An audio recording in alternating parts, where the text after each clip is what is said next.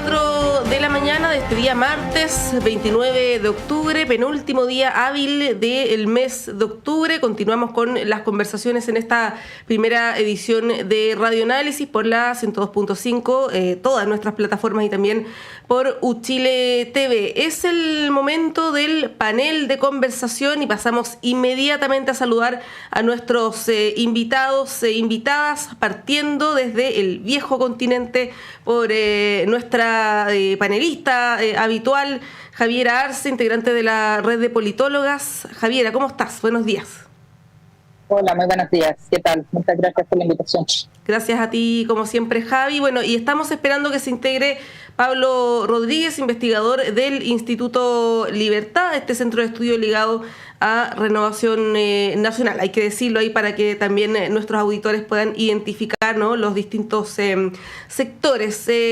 Javiera, partimos contigo mientras esperamos a Pablo. Evidentemente, el tema de las elecciones, los análisis posteriores se han tomado en la agenda.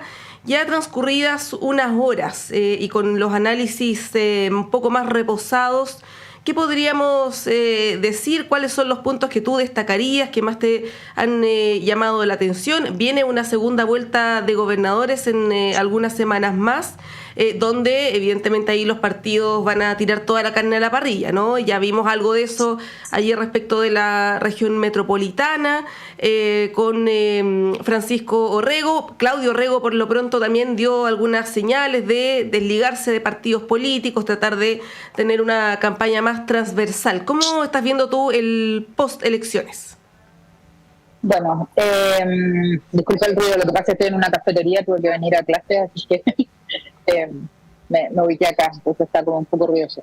Mira, yo creo que a ver, por dos lados, o sea, nadie puede tener como las cuentas súper alegres y nadie puede estar muy triste. O sea, yo creo que primero el gobierno y toda la coalición y la alianza de gobierno imaginaban que iba a ser un mastazo esta elección, por todo lo que nos había ocurrido las semanas anteriores, con el caso Monsalve particularmente, pero también el caso Convenio, etcétera, que podrían haber afectado, y bueno, los déficits, por supuesto, de efectividad de la política pública. Ya sabemos que el gobierno ha estado marcado por un inicio de errores, etcétera, y también problemas más o menos graves como de abordar y enfrentar la administración del Estado.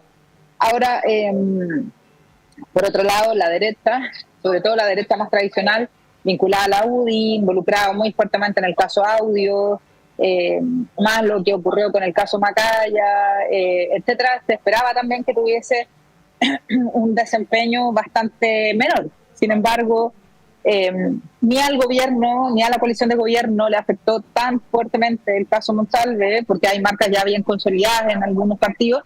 Y por otro lado, en el caso de la derecha tradicional, Renovación Nacional tuvo un resultado, yo diría que son como los grandes ganadores de esto, pero les podría haber ido mejor, y el Republicanos, que esperaban así romperla y ser como lo máximo en este sentido, Republicanos tampoco obtuvo, de hecho, triunfos como simbólicos, que eran lo que quería tener, particularmente la municipalidad de Arica, por ejemplo, y logran pasar, creo, a una sola segunda vuelta en gobernadores regionales, que sería la región de los Lagos, donde pasa además con una persona de Chile Vamos.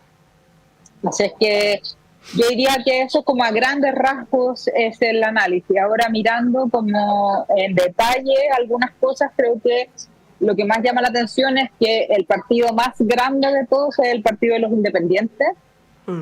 Eso preocupa muchísimo, porque esto ya evidencia, y yo espero que a los partidos políticos esto le preocupe, porque a mí me preocupa, y si van a plantear una reforma al sistema político donde esperan que no haya transfugismo, etcétera, y que la gente no se descuelgue de los partidos, una esperaría que esto le generara algún tipo de preocupación. Pero sí, el partido más grande son precisamente los independientes. Entonces ahí hay un tema también importante. Altos porcentajes de votados nulos y blancos, particularmente en las elecciones de consejeros regionales, es lo más alto, estamos hablando de prácticamente 2.3 millones de votos.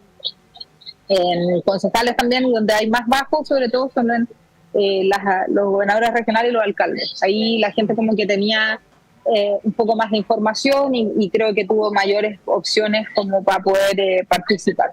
Eso sería como a grandes rasgos. Y lo otro, bueno, tuvo un problema técnico en el CERVEL que espero no se repita en el futuro, porque esto abre espacios también para gente que no le gusta la democracia comenzar a especular que el CERVEL no quiere mostrar los resultados, etcétera, y como estamos cada vez más proclives a este tipo de personas que ponen en duda los órganos electorales, sería muy bueno que se le pusiera y se le invirtiera y se generara la ansiada reforma al CERVEL con más recursos, más dinero y más eficiencia para estos aspectos. Sí, hubo harta especulación respecto de aquello, de esa demora, y evidentemente no se llevó de alguna manera lo que pasó hace algunos meses con la elección de Venezuela. Quiero hacer no tiene ningún punto de comparación, digamos, ¿no? Pero evidentemente ahí las bromas, ¿no? En redes sociales, pero fue un problema técnico, se ha explicado también desde el CERVEL, son cosas que pasan, ningún sistema es infalible, hay que decir que nuestro sistema electoral es uno de los mejores en todo caso, pese a este error. Javiera, bueno, el tema de la...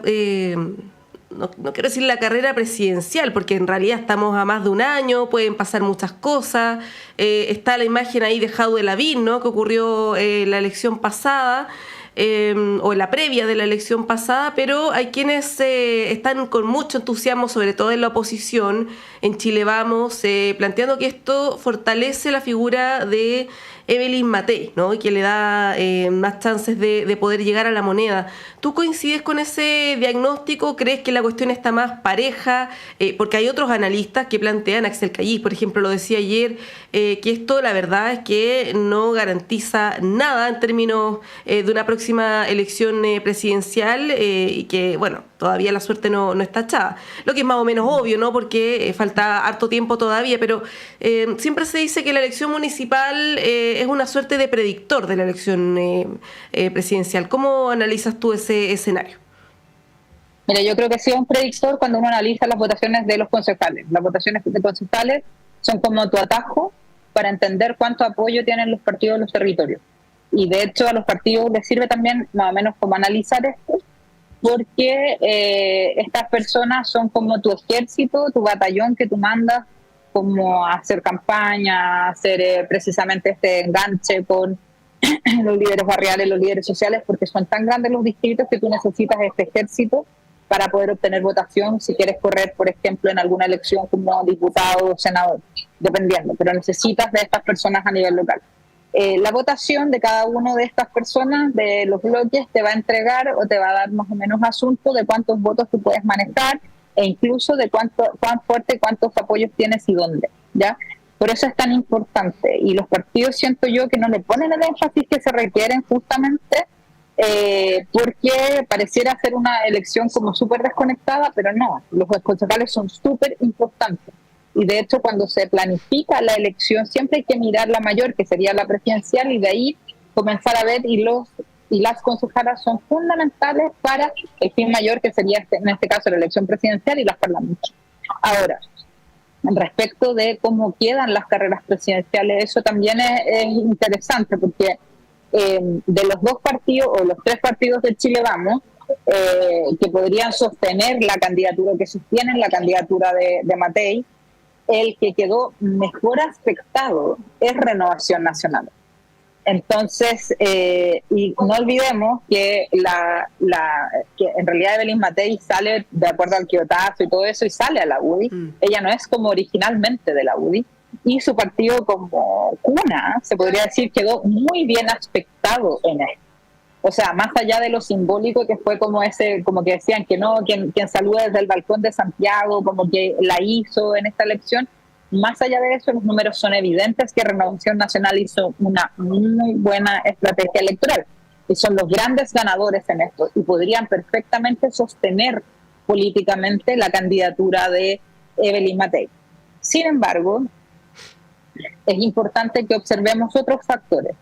Cómo se va a desarrollar el caso de Audios y cuánto más va a seguir impactando a la derecha tradicional, y cuánto más puede crecer la extrema derecha también. O sea, José Antonio Caz, ayer lo escuché en una entrevista en una radio, y además de ser extremadamente polarizante, es un tipo que a mí de verdad ya me está preocupando porque está copiando cada vez más las técnicas de Milei, las técnicas de Donald Trump, donde él dice que él es franco, sí, pero la franqueza hay que manejarla de alguna otra forma, no es llegar y lanzar cosas hirientes, llegar y lanzar insultos a la gente.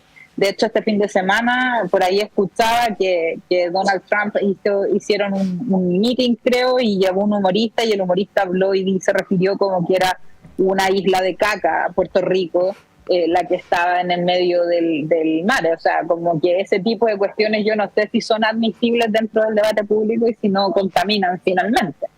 Ahora, ¿cuál va a ser el rol también de Evelyn Matei? Y en eso yo siempre me río porque nos parecemos mucho. La Evelyn Matei siempre se auto-boicotea, yo también, y siento como en realidad soy muy empática con ella. Entonces ella va a tener que tener harto cuidado también, porque en ese auto-boicot que ella siempre recurre claramente, puede que no alcance a llegar a la meta de esta carrera y todavía queda bastante. Entonces, lo que tú decías, en un momento en la pole position estaban Lavín y Jadwe, y después se les metió Boric por el costado, todavía no sabemos, se les puede meter Bodanovich, por ejemplo, pero lo que sí por lo menos está quedando más o menos claro que a Orrego le costó llegar a la primera vuelta, a la segunda vuelta, esa le costó ganar en primera vuelta, no pudo hacerlo, claro, faltaron como 30.000 votos, pero aún así no pudo. Si hubiera llegado a la segunda vuelta quedaba consolidado inmediatamente como posible candidato presidencial. Ahora la elección está súper complicada también en la región metropolitana. Y por otro lado, la otra carta que había, que esto no está viviendo momentos muy felices y quedó muy debilitada después de la crisis de Moxal. Entonces hay que ver cómo se va a rearticular el oficialismo y sobre todo el socialismo democrático con posibles cartas, porque ya el Frente Amplio consolidó una, que es Tomás Bodanovich, y hay que ver cuál sería su aspiración en el futuro, porque en una de estas también puede ser que termine compitiendo o terminen sacándolo de la municipalidad para hacerlo competir por la presidencia de la República. Sí, incluso contra su voluntad, porque él ha expresado varias veces que no tiene ninguna intención y ha sido bien categórico, bien taxativo en que no está en sus planes competir por el sillón presidencial. Además, Tomás Bodanovich es muy joven, cumplió hace poquito 34 años. En octubre del próximo año cumple los 35, que es la edad que exige la Constitución para poder postular a la presidencia. Así que, bueno, ahí eso está en veremos, pero de todas maneras, Javi, se ve una falta de liderazgo en el oficialismo particularmente, ¿no? La oposición tiene a Matei, pero en el caso del oficialismo cuesta vislumbrar algún representante con peso, ¿no?, en ese sector, además de la expresidenta Bachelet, y que tenga proyección política, proyección presidencial. Probablemente cuando Boric deje la moneda, él se va a convertir en esa figura. Pero ¿cómo ves tú ahí el tema de la falta de liderazgo en el oficialismo, más allá del caso del alcalde Bodanovich y también de Carolina Toá, que está como tú decías, en una situación bien difícil? Si sale ahora del gabinete podría salir muy mal, si sale después está todo el tema del desgaste. Ya vamos a hablar más ratito cuando llegue Pablo, ¿no? Pero hay una serie de comisiones, de sesiones especiales en el Congreso donde ella va a tener que concurrir, ¿no? Y evidentemente va a haber un desgaste de la figura también de Carolina Toá. ¿Cómo ves el tema de los liderazgos también en el sector? A ver, partiendo por Carolina Toá, el cargo del Ministerio del Interior es por lejos uno de los más difíciles que hay en la política chilena. De hecho, como que nadie en su sano juicio quisiera ir a quemarse a ese espacio. Es más, yo diría que es como la huesera finalmente de los políticos, y por eso siempre hemos tenido ministros del Interior de edades más grandes, ya casi como en el ocaso de sus carreras políticas. Bueno, salvo Isquiasistes, que no tenía mucha idea a lo que se estaba metiendo. O sea, y salir bien posicionada del Ministerio del Interior es prácticamente imposible. Toá en un momento lo llevó bastante bien, pero el tema de la crisis de seguridad estuvo muy complejo, ha estado muy complejo también, y acá yo quiero decir que no, yo no sé si la derecha sabe cómo manejar esto, porque estamos hablando de nueva fisonomía del crimen, estamos hablando de un crimen que Chile no estaba acostumbrado, tenemos pocos especialistas en estas áreas. Entonces yo igual tendría como cuidado de prometer tanto o creerle mucho a la gente que está prometiendo, que además ni siquiera tiene experiencia en gobernar algo. Y cuando pudieron sacar un buen proceso constitucional, como lo fue con el Consejo Constitucional el año pasado, se dedicaron a boicotearlo hasta que lo mataron y perdieron. Entonces también ahí hay que tener ojo. Y para responder a tu pregunta, yo creo que en el oficialismo el tema de estar en el gobierno sí te genera un desgaste, pero también hay una especie de problema, creo yo, y lo veo así, tiene que ver con que existen, no existe como una, como que se haya cuajado esta coalición de gobierno estas dos coaliciones que han logrado confluir en el gobierno, y eso también ha generado un choque completo como de posibilidades de tener algunos otros liderazgos que sean altamente competitivos para las elecciones, y también la capacidad o los tremendos problemas que tiene el país, que finalmente terminan también los ministros y ministras medio quemados con los problemas. Entonces como que no se ve o no se observa por ese lado del Ejecutivo un liderazgo, pero por el caso del Legislativo también tenemos un Congreso que francamente es un desastre. Entonces tampoco encontramos liderazgo en ese espacio. Entonces, ¿qué es lo que nos está quedando? Es el poder local, donde sí, en realidad el poder subnacional, donde sí existen personas que sí están más o menos capacitadas y a la altura, por lo menos cuentan con algún tipo de afección ciudadana que permita competir en algún tipo de igualdad de condiciones. Pero queda todavía tiempo para esto. Sí, queda harto tiempo. Le damos la bienvenida a Pablo Rodríguez. Pablo, investigador del Instituto Libertad. Te voy a hacer un breve resumen de lo que estábamos hablando ahí para que te puedas enchufar. Estábamos hablando del escenario postelectoral. Javiera decía que RN, por el conteo de votos de concejales, lo hemos hablado las semanas previas, que es uno de los más importantes, él podría ser el gran ganador de esta elección, que el partido más grande es el de los independientes, ¿no? Y ahí se mencionó el tema de la reforma al sistema político y también el desafío que tiene el actual oficialismo de rearticularse, ¿no? De cara también a los próximos desafíos. ¿Cómo analizas tú? Hay algunos elementos que no hemos mencionado, pero lo hago rápidamente a ver si tienes algún comentario.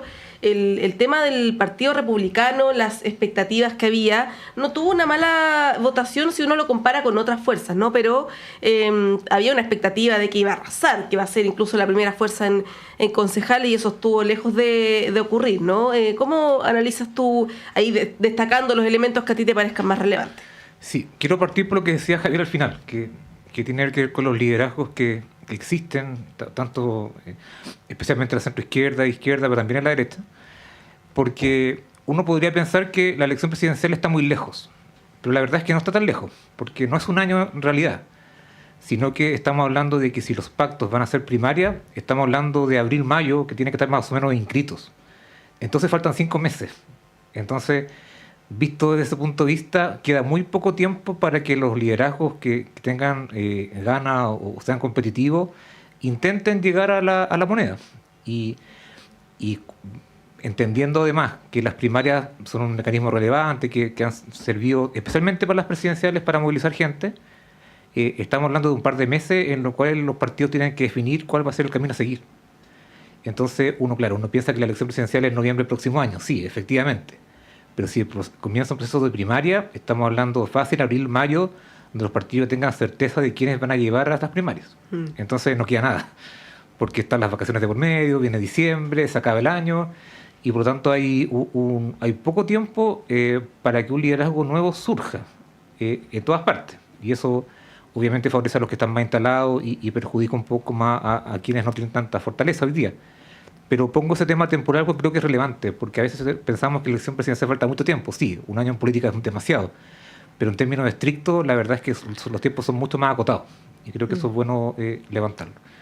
Y lo otro que por lo menos que me parece necesario destacar es que sí, pues a republicanos no le va tan bien como ellos creían, y eso es una buena noticia para Chile Vamos, porque Chile Vamos de alguna forma, más allá de algunas comunas puntuales y muy significativas como Puente Alto que se pierden, hay un escenario donde Chile Vamos sale muy bien parado, muy bien armado, respecto sobre todo a las fuerzas en concejales, respecto a las fuerzas en core, con alcaldías relevantes, donde Matei sale justamente muy bien de la elección. Falta mucho tiempo todavía, sí, pero desde el punto de vista de cómo las coaliciones esperaban estos resultados, especialmente entre las derechas, que creo que Chile Vamos sale bien parado de lo que fue este domingo, y eso obviamente reduce las posibilidades un poco del Partido Republicano de tener buenas opciones en lo que viene.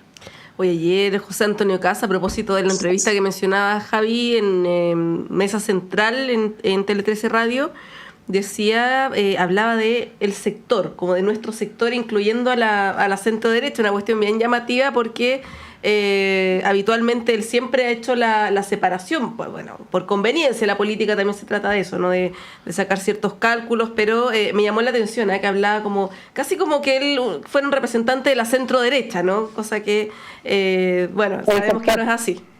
El sector, eso decía. Sí. El sector, eso, como eso se refería, como el que es del sector. Bueno, ahora es más sexy también estar en Chile Vamos, pues después de esta elección. Ahora los escenarios van cambiando, son dinámicos, ¿no? No sé, Javi, si quieres agregar algo respecto de la elección para ir cerrando también el análisis post-electoral. Sí, yo solo quería decir que en términos como generales, no solamente debiera estar alegre Renovación Nacional, sino que yo creo que el país entero, porque en el mundo las experiencias muestran que cada vez que crece la extrema derecha, la derecha tradicional es la que se debilita. Y en este caso, Renovación Nacional no solo cuidó los muebles, sino que además expandió la casa. Entonces, estaría como yendo contra todo el sentido de lo que ocurre a nivel mundial con el fortalecimiento de las extremas derechas. Y eso está muy bien porque nosotros es una derecha que sí se puede conversar, es una derecha que es republicana, que respeta los valores democráticos, y que ha demostrado que cuando llega al poder, independiente de las diferencias políticas que tenemos, no está por desmantelar instituciones democráticas ya consolidadas. Y eso, por lo menos para cualquier persona que se jacte de demócrata, es importante. Así es que solo agregar eso. Sí, a mí me llamó la atención también acá en nuestra transmisión especial que teníamos mientras se contaban los votos. Estábamos acá con Felipe Pozo y Yanna Levín, y nuestra colega Pilar León estaba en la sede de Renovación Nacional, y tuvimos un contacto con Jimena Sandón, que es la jefa de la bancada de diputados y diputadas, y ella me llamó la atención porque decía, bueno, en realidad no hay tantas diferencias entre Chile Vamos y el Partido Republicano, nos entendemos en varios temas, ¿no?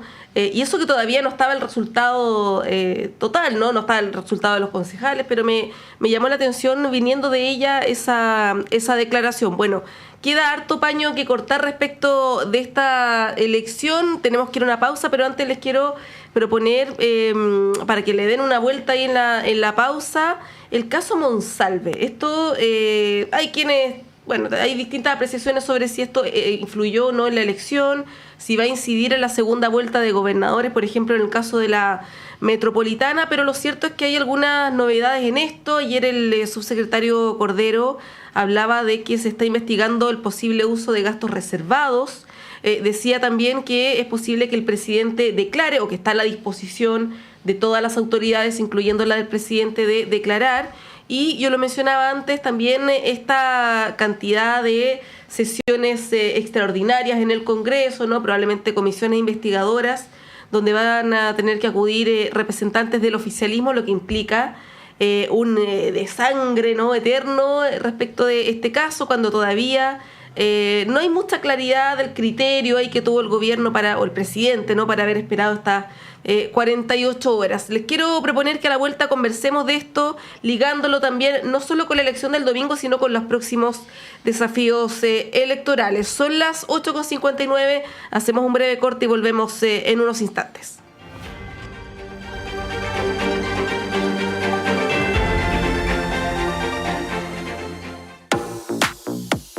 Décimo Foro de las Artes, sobre todo. Del 2 al 17 de noviembre, visita Sobre Todo en el Centro Cultural Seina. Una exposición con obras de 17 artistas jóvenes que cuestionan nuestra percepción del cuerpo y la piel. La inauguración será el 2 de noviembre a las 14 horas. Entrada gratuita. Más información en forodelasartes.uchile.cl. Colabora Radio Universidad de Chile. Conciencias y Educación, un programa de la Facultad de Ciencias de la Universidad de Chile dedicado a mostrar el estado de la ciencia de frontera y analizar las políticas educacionales y contenidos programáticos sobre educación científica y educación ambiental. Hola amigas y amigos, soy Raúl Morales Segura, decano de la Facultad de Ciencias de la Universidad de Chile y deseo invitarles a acompañarnos en nuestro programa Conciencias y Educación cada viernes a las 12 horas en Radio Universidad de Chile. Conciencias y Educación, un programa para una ciudadanía más demandada en los avances científicos, tecnológicos y ambientales, en el 102.5 FM y radio.uchile.cl. Hola, soy el periodista y locutor Luis Hernán Schwaner y quiero invitarles a compartir cada viernes a través de Radio Universidad de Chile el Último Café. El Último Café, cada viernes a las 22 horas en Radio Universidad de Chile, 102.5 FM y en nuestra señal online en www.radio.uchile.cl. Recuerde, El Último Café, cada viernes a las 22 horas en la radio que piensa. Usted está invitadísimo a compartir con nosotros El Último Café.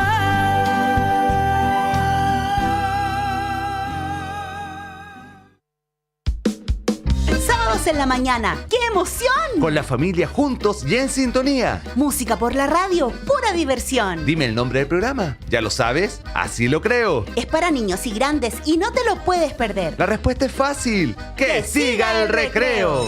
Te esperamos todos los sábados a las 9 de la mañana por Radio Universidad de Chile y señal online, en nuestro programa radial para niñas y niños. Programa creado por CRIN Chile y financiado por el Fondo para el Fomento de la Música Nacional, convocatoria 2024. El recreo, que siga el recreo, que siga el recreo y no se acabe más. Aguas Trayén o Cascada en Mapudungún es la mejor agua purificada con tecnología de última generación. Para más información, visite su página web www.aguastrayen.com. Radio Universidad de Chile, tu conexión privilegiada con la música nacional, galardonada como radio fundamental de la música chilena 2024.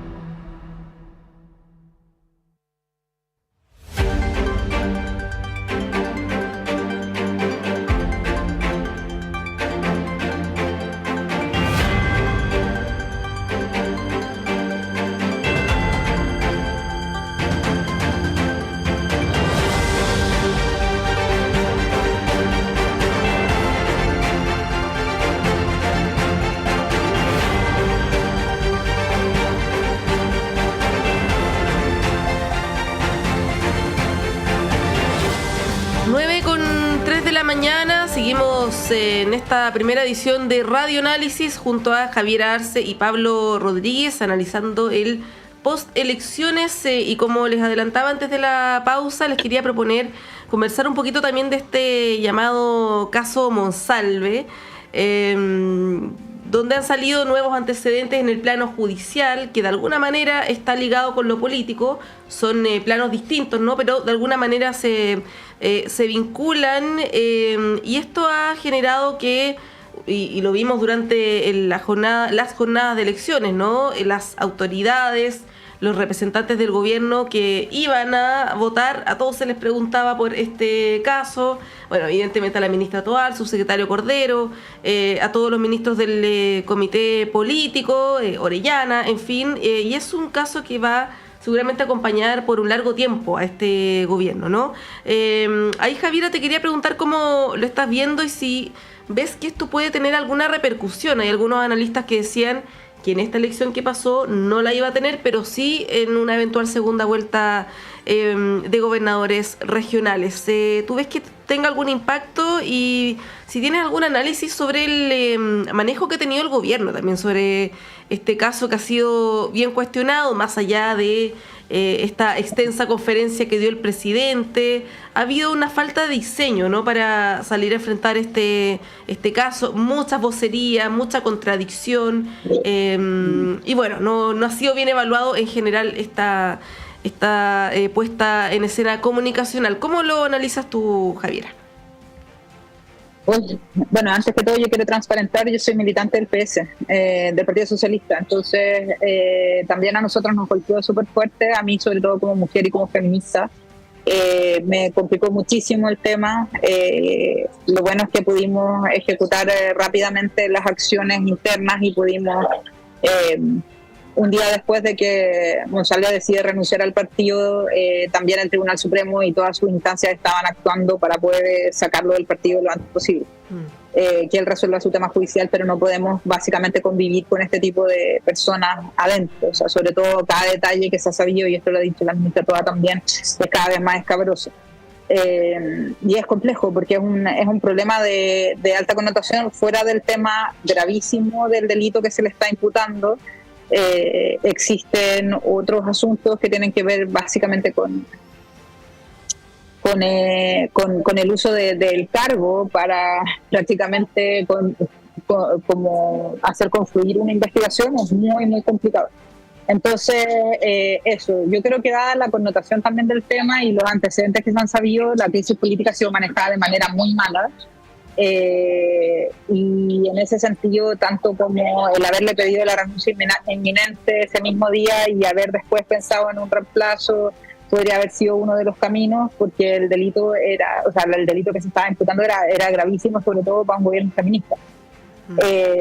Ahora, el no avisarle a las otras ministras también del comité político, me imagino que tiene que ver con razones más bien estratégicas, porque estamos hablando de información sumamente confidencial y de estado muy delicada de todas maneras, pero eso no puede ocurrir porque es un comité político y las responsabilidades tienen que compartirse entre estas mismas, entre este mismo comité, para ver sobre todo estrategias y de salida. Ya la conferencia de prensa que dio el presidente fue un desastre, y bueno, la minuta de la barra brava y la secta del árbol era como, no, es que la transparencia, no sé qué, y ahí termina metiendo más la pata con todo esto.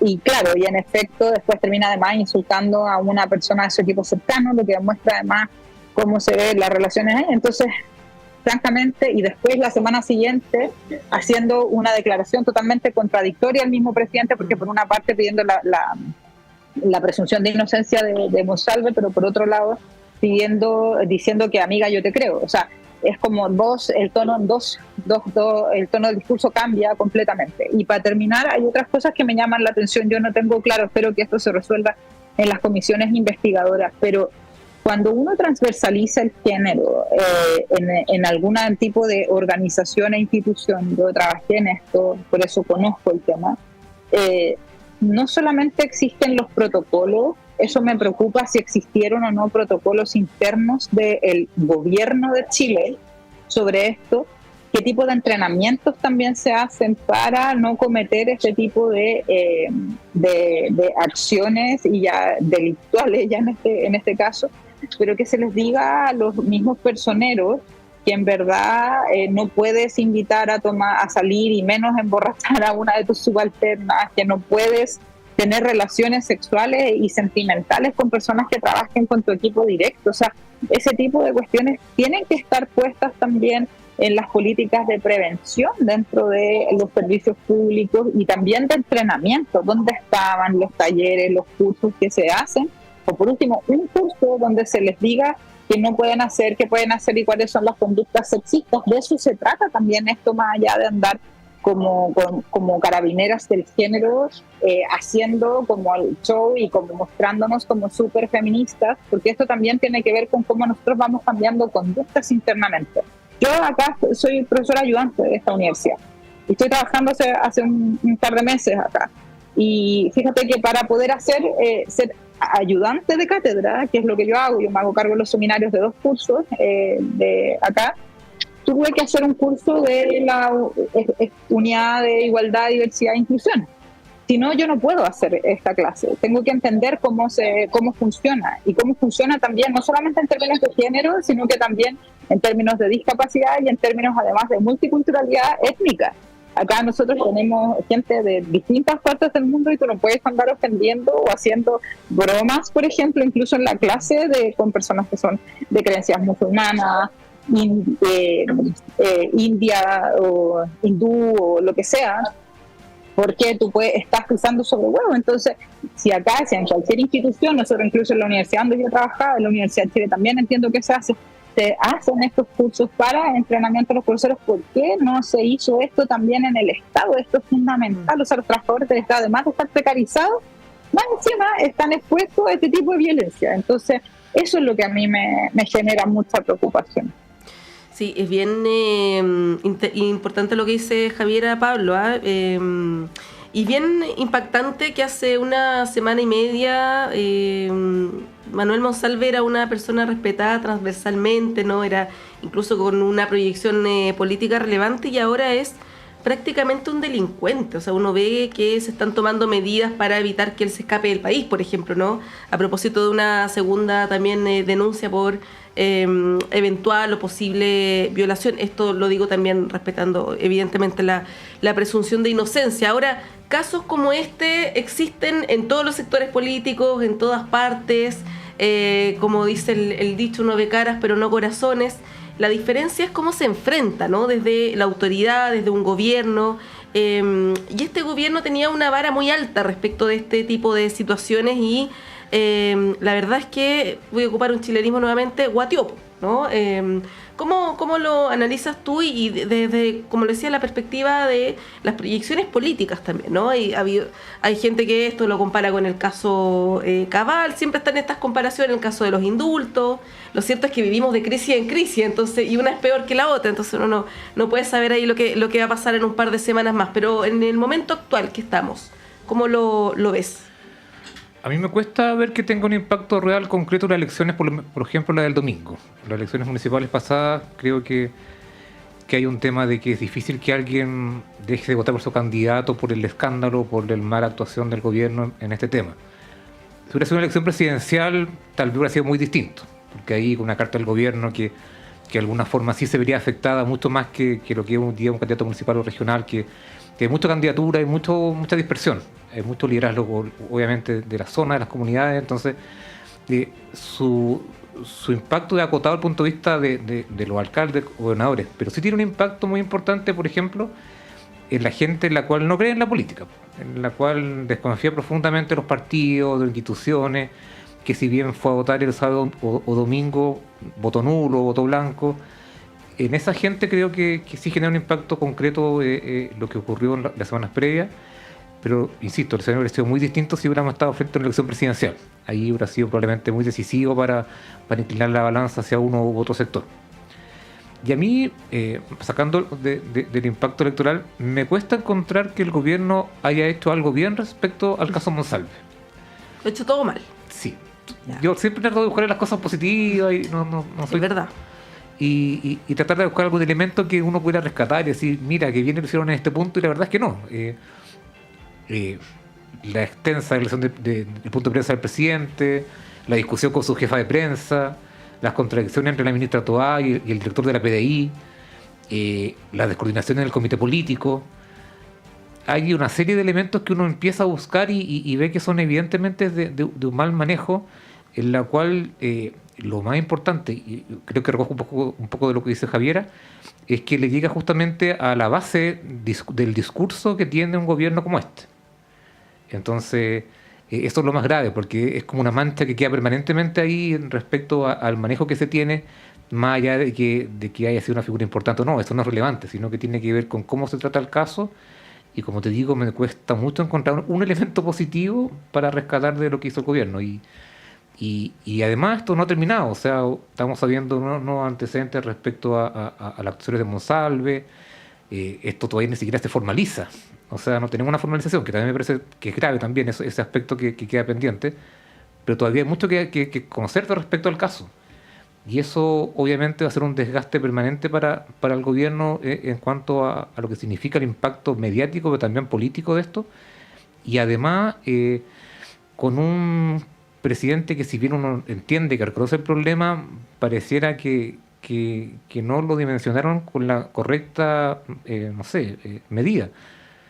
Yo todavía no logro entender que, conociendo los antecedentes, porque según la ministra Toá, el presidente conocía los antecedentes el mismo día martes, el ex secretario Monsalve haya seguido sus funciones 36 horas más, y que el jueves haya seguido funciones, que fue al Congreso a exponer respecto al presupuesto, que en la tarde del mismo jueves había un punto de prensa como parte de su infraestructura crítica, de sus labores habituales, y que si no es por la segunda, que no sé cómo llegó esa información, que saca la portada ese día, probablemente Monsalve seguiría en su cargo.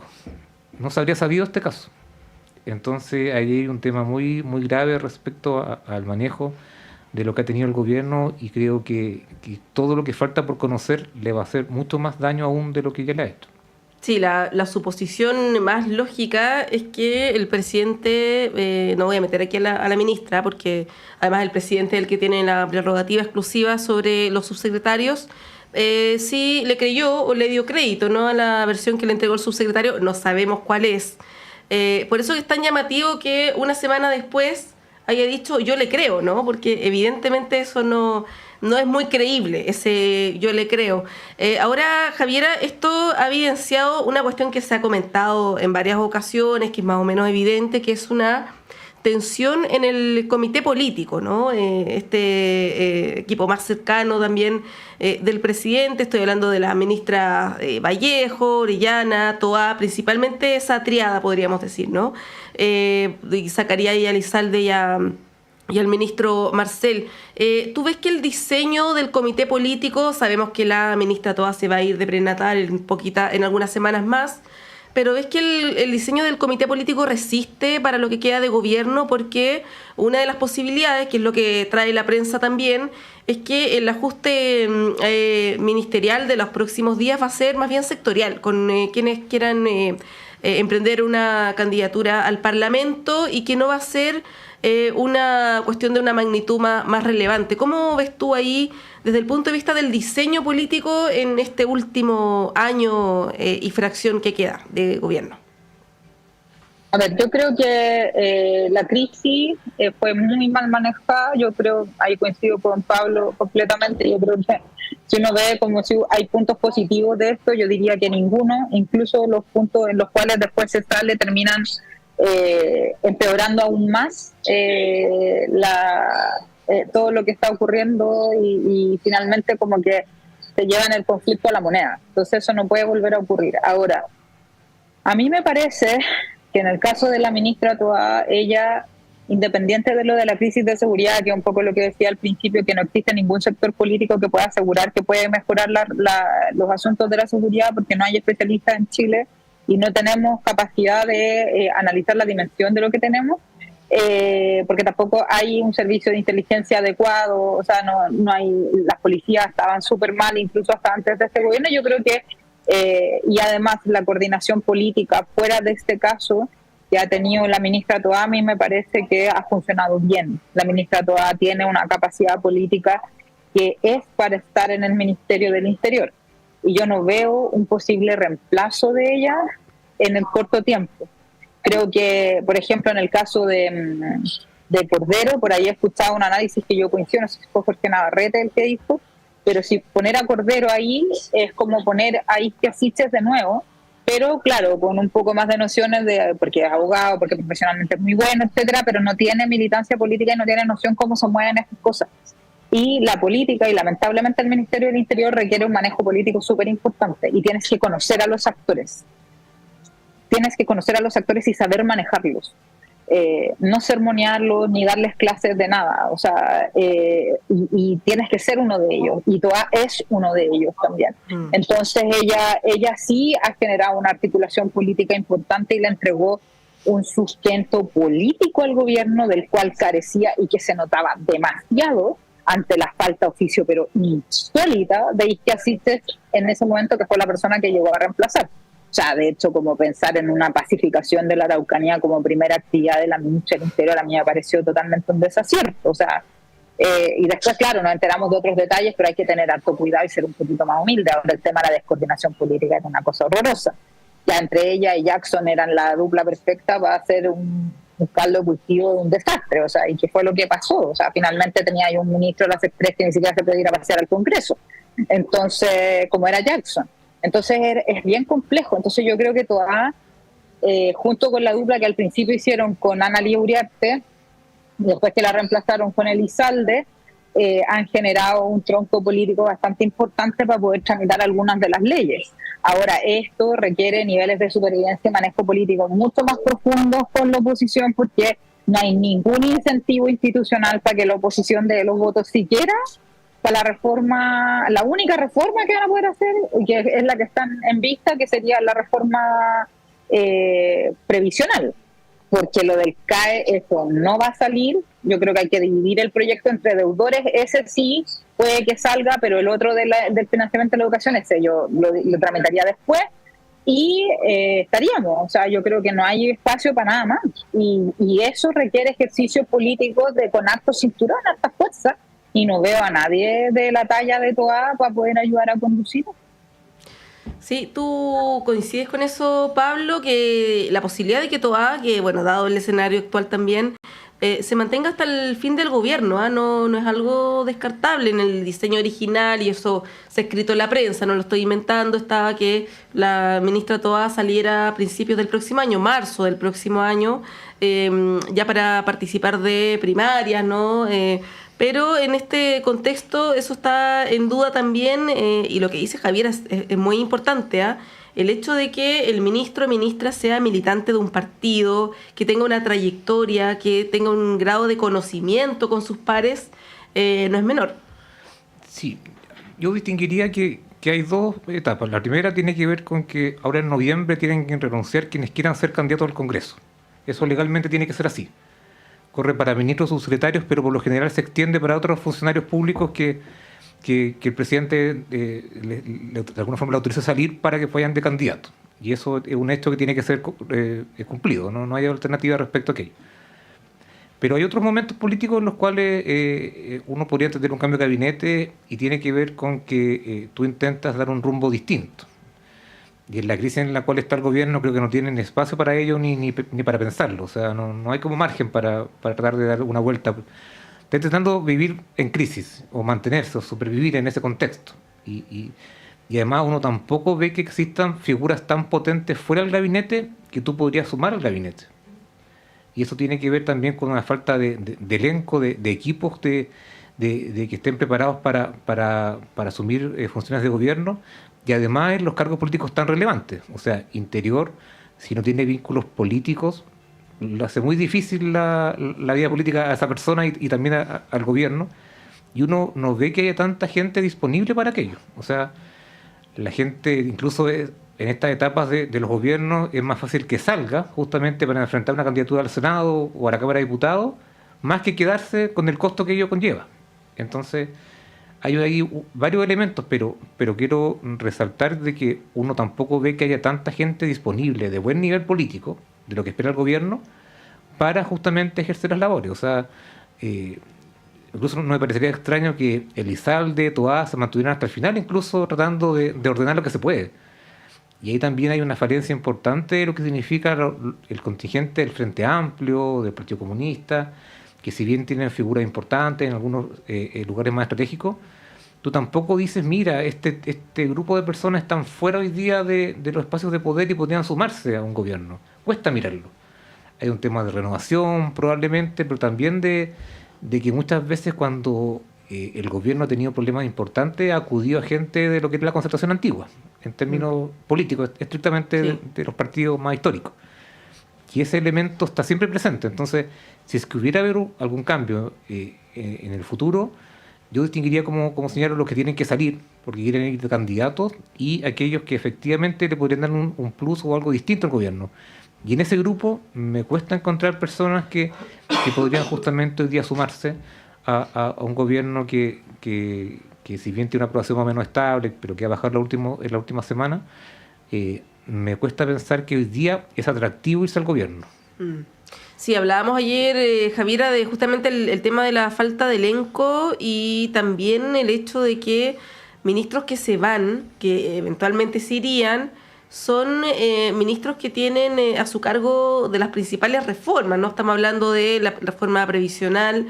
Hoy Chile Vamos está diciendo que se debe nuevamente, pese a que hay un acuerdo firmado en el Senado, se debe la elección de ayer se debe traducir en la reforma previsional. Yo no veo ahí un vínculo directo, sinceramente. Pasó lo mismo con el plebiscito de 2022 y la ministra Jara ya sabemos que podría abandonar el gabinete, lo mismo con el ministro Cataldo. Entonces ahí uno dice, bueno, son las principales reformas y son los ministros que han encabezado todo este proceso que dejarían el gabinete, ¿no? Quizás no es una buena jugada, no sé. Javiera, ¿cómo lo ves ahí desde el punto de vista de las salidas sectoriales del gabinete?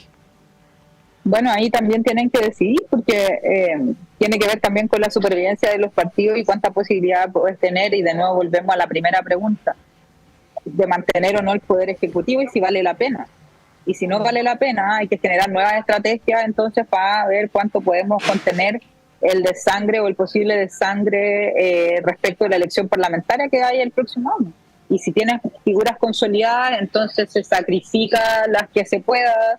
Ya las reformas, como estaba planteando en mi anterior intervención, no tienen mucho, o sea, no sé, yo no les veo ninguna posibilidad de nada. O sea, no hay ningún incentivo institucional para que la oposición te dé los votos para aprobar las reformas. Eso no sé, quizás me equivoco, Pablo, pero Pablo, que conoce más la derecha que yo, a mí por lo menos viéndolo desde muy lejos como espectadora, no creo que hayan los votos. O sea, lo digo súper sinceramente.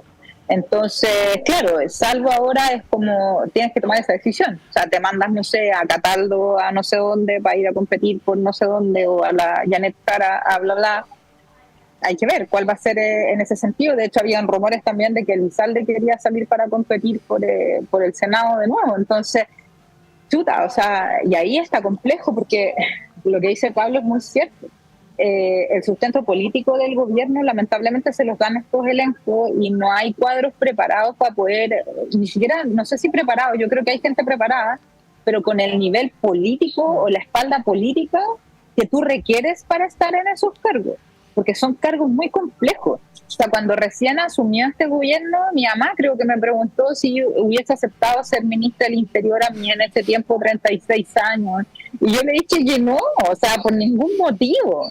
Porque en verdad es muy difícil, es un cargo muy complicado. O sea, es como comerte en problemas gigantes, como desearte mal. Así, deseo que seas ministra del Interior. O sea, es como terrible. Es un cargo espantoso. Entonces, donde sí tienes doble función, tienes que hacerte cargo de toda la seguridad pública, pero además la coordinación política del gabinete. O sea, es muy complicado. Y yo no veo gente que esté al nivel de toda para poder hacerlo.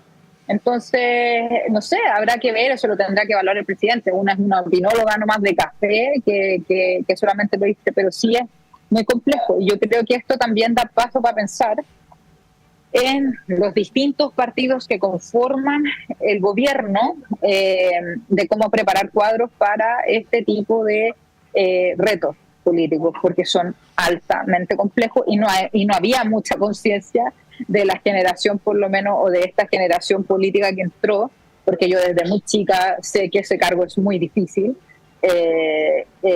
Claro, no había una concepción finalmente acabada de lo que implica ser un ministro del Interior o ser un ministro de la CEPRE o incluso de la CGO, pero bueno, yo no tengo nada que decir de la vocera ha hecho lo que ha podido y lo ha hecho bastante mejor que otras carteras. Y sobre las carteras sectoriales, a mí yo creo que hay que ser un poco más realista y franco, que ya no hicieron ni una transformación de nada. O sea, es como conformarse con que quedaron con los proyectos ingresados, hay cosas que están mal hechas, que yo creo que hay que dividir proyectos, el tema de cuidados hay que revisarlo completo, institucionalmente no está bien enfocado, hay varias cosas que hay técnicamente que no están bien puestas. Entonces, yo creo que hay que ser franco en eso y tratar de pasar la bola y tomar una decisión si darle a la parlamentaria o darle por la presidencia.